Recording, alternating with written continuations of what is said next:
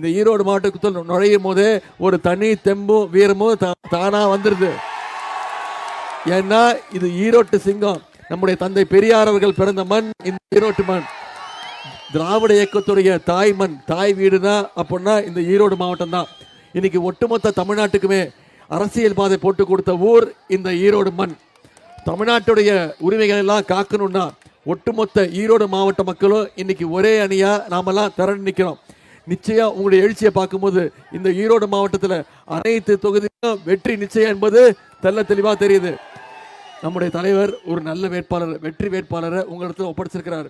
ஆனால் நல்ல சிவம் அவர்களை உங்ககிட்ட தான் அறிமுகப்படுத்த வேண்டிய அவசியம் இல்லை, உங்க அத்தனை பேருக்கும் தெரிஞ்சவர் தான். ஆனால் நல்ல சிவம் அவர்கள் இந்த ஈரோடு மாவட்டத்தில் நீண்ட காலமாக பல வருடங்களாக வாழ்ந்து கொண்டிருப்பவர். தலைவர் அவர்கள் தலைமையில் இளைஞர் அணியில் பயணித்து அப்புறம் ஒன்றிய செயலராகி பிறகு மாவட்ட செயலர் பொறுப்புக்கு வந்து மிகச்சிறப்பாக உழைச்சி உள்ளாட்சியில் யூனியன் சேர்மனாக பணியாற்றவும் இருக்கிறார். அதனால் மக்கள் பணி, கழக பணி ரெண்டுத்துலேயும் மிகச்சிறப்பாக பணியாற்றக்கூடியவர் தான் ஆனால் நல்ல சிவம் அவர்கள். ஒன்று யோசிச்சுக்கோங்க, வெறும் தேர்தலுக்கு தேர்தல் மட்டும் உங்களை சந்திக்கிறவங்க நம்முடைய வேட்பாளர் கிடையாது, ஆனால் நல்ல சிவம் கிடையாது. வருடம் முழுக்க உங்களுக்கு எப்பெல்லாம் தேவையோ நீங்கள் கூப்பிட்ட குரலுக்கு வந்து ஓடோடி உங்களுக்காக உழைக்கக்கூடியவர் தான் ஆனால் நல்ல சிவம் அவர்கள். தனிப்பட்ட முறையில் இந்த கோபி தொகுதியுடைய மாப்பிள்ளை தான் ஆனால் நல்ல சிவம் அவர்கள், உங்களுக்கு தெரியும். அதனால் இவர் புகுந்த வீடு கோபி. புகுந்த வீட்டோட பெருமையை நிச்சயம் அவர் காப்பாற்றுவார், உயர்த்துவார்.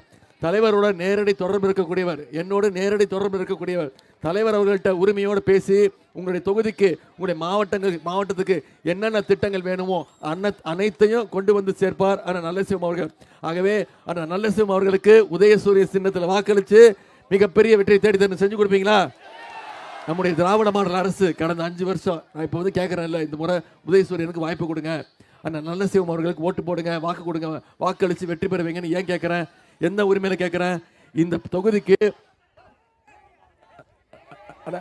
அப்படி இறங்கிடுங்க, அந்த கொடியை மட்டும் இறக்கிடுங்க. போட்டோ தான் வேணுமா?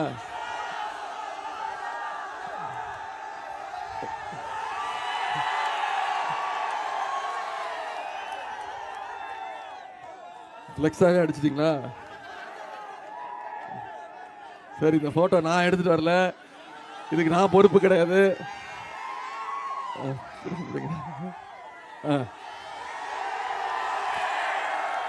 என்ன போட்டிருக்கு? 10 தோல்வி பழனிசாமியா? இந்த முறை 10 தோல்வி என்னப்பா விதவிதமா?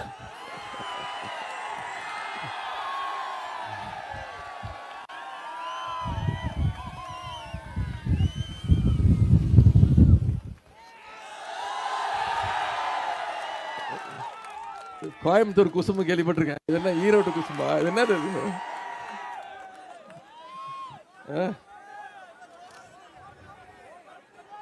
10 தோல்வி பழனிசாமிய இந்த தேர்தலோட மொத்த தோல்வி பழனிசாமியாக்கி வீட்டுக்கு அனுப்பணும் செய்வீங்களா? விதவிதமா பிரிண்ட் அடிக்க ஆரம்பிச்சிட்டீங்க.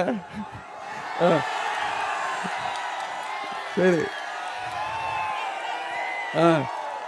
யார் இது? நாம எல்லாம் முரட்டு பக்தர்கள் பார்த்திருப்போம், முரட்டு தொண்டர்கள் கேள்விப்பட்டிருப்போம். ஆனா ஒரு முரட்டு அடிமையை பார்த்திருக்கீங்களா?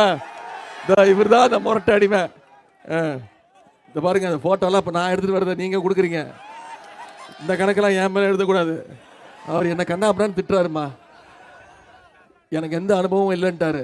நான் என்ன அம்மா என்ன சொன்னேன், எனக்கு எந்த அனுபவம் கிடையாது தான். அந்த போட்டோட பெரிய போட்டோ வச்சிருக்கேன் பாருங்க, கையோட வச்சிருக்கிறேன்.